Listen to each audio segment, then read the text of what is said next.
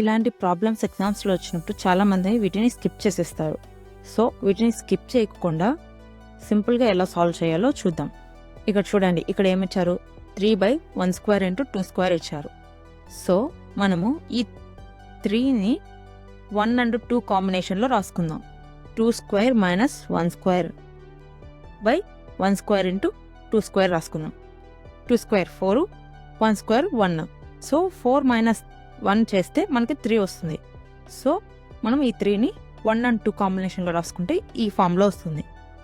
Next 5ని 2 and 3 కాంబినేషన్లో రాసుకుందాం. So 3² - 2² divided by 2² × 3². సో కింద డినామినేటర్లో ఏముంటే అదే రాసేస్తున్నాం. పైన ఉండే వాల్యూని మాత్రం ఈ కింద ఉండే నెంబర్స్ కాంబినేషన్లో రాసుకుంటున్నాం.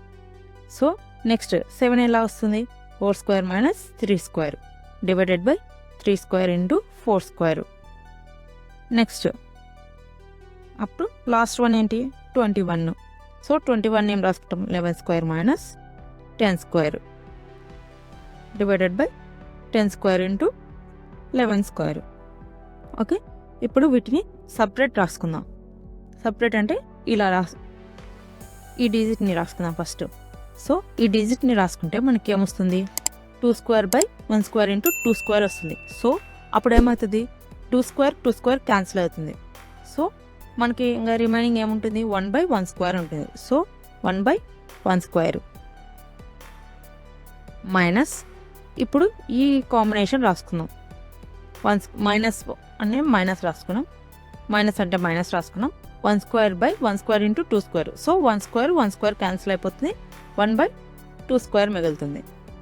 నెక్స్ట్ ఈ కాంబినేషన్ ప్లస్ ఈ పార్ట్ని 3² / 2² × 3² రాసుకుంటే 3² క్యాన్సిల్ అయిపోతే 1/2² వస్తుంది. నెక్స్ట్ మైనస్ 1/3² వస్తుంది, ప్లస్ 1/3² మైనస్ 1/4². ఇలా కంటిన్యూ అవుతూ లాస్ట్లో ఏమొస్తుంది, 1/10² మైనస్ 1/11² వస్తుంది. ఇక్కడ చూడండి, మైనస్ 1/2² ప్లస్ 1/2² క్యాన్సిల్ అయిపోతుంది. మైనస్ 1/3² ప్లస్ 1/3² క్యాన్సిల్ అయిపోతుంది.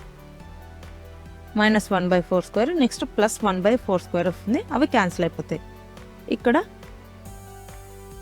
మనకి ప్లస్ 1/10² ఉంది, ముందు మైనస్ 1/10² వస్తుంది. సో ఆ రెండు క్యాన్సిల్ అయిపోతాయి. నెక్స్ట్ ఇంకా లాస్ట్లో ఏం మిగులుతాయి, 1/1² అంటే 1/1² 1 మైనస్ 1/11².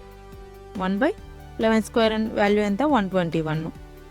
ఓకే, 1/1 1 కాబట్టి 1 మైనస్ 1/121. దీన్ని సాల్వ్ చేస్తే ఇక్కడ ఈ 121 1తో మల్టిప్లై అయితే 121 - 1 డివైడెడ్ బై 121 వస్తుంది. సో 121 - 1 ఎంత, ఆన్సరు 120 డివైడెడ్ బై 121. సో ఈ మొత్తాన్ని మనం సాల్వ్ చేస్తే 121 వస్తుంది. ఓకే.